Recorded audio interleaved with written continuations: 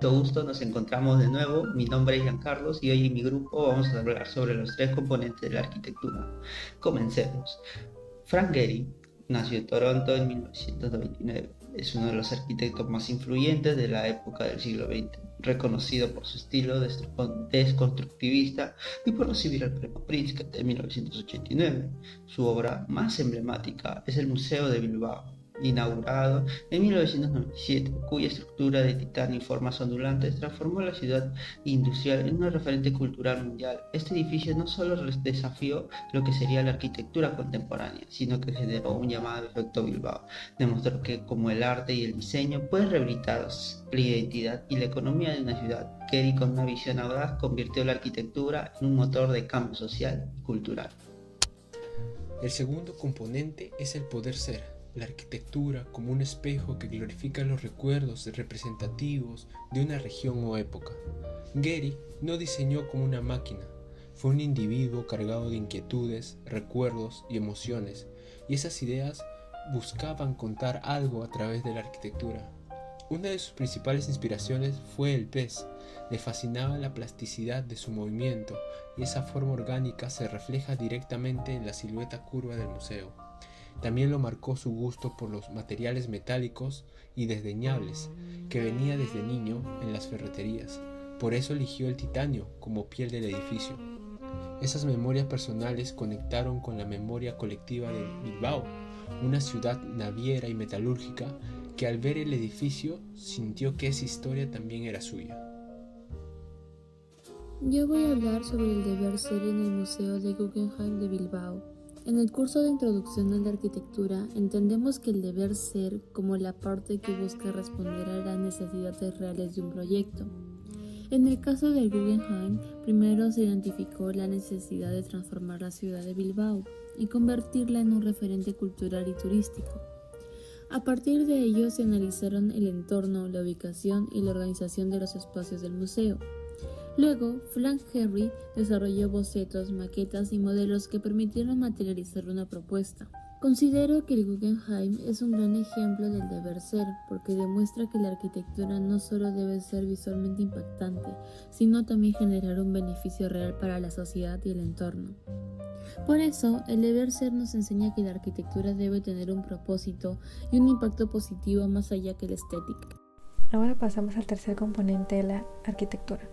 El querer ser representa la identidad y la intención que el arquitecto busca transmitir mediante la arquitectura.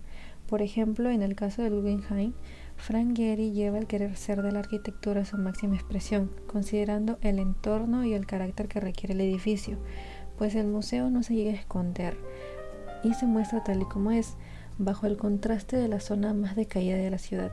Además, se llega a establecer un diálogo con el río Nervión y con el paseo industrial de Bilbao, integrando elementos que evocan barcos, peces y el movimiento del agua. De esta manera, el edificio no solo alberga obras de arte, sino que se convierte en una obra escultórica en sí misma, capaz de representar la nueva identidad de la ciudad.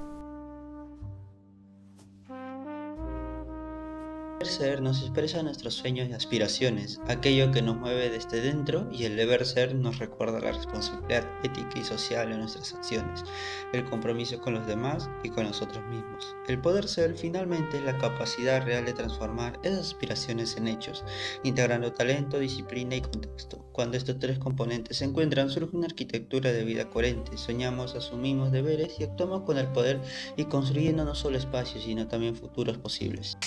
Como reflexión final, considero que el querer ser, el poder ser y el deber ser son componentes fundamentales de la arquitectura, porque permiten equilibrar la creatividad, la técnica y la responsabilidad social. El Museo Guggenheim de Bilbao demuestra que una obra arquitectónica no solo debe ser innovadora y estéticamente atractiva, sino también funcional, viable y capaz de generar un impacto positivo en la sociedad. Por ello, la arquitectura debe entenderse como una disciplina que transforma espacios, ciudades y la vida de las personas.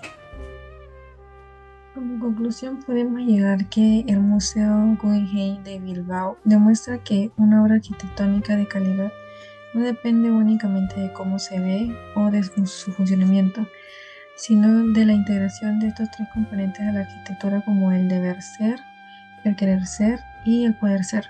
Su identidad innovadora y su adecuada organización funcional y su capacidad para transformar la imagen del puerto de Bilbao evidencian que la arquitectura puede responder a necesidades prácticas mientras que generan emociones, identidad y un impacto positivo en la sociedad.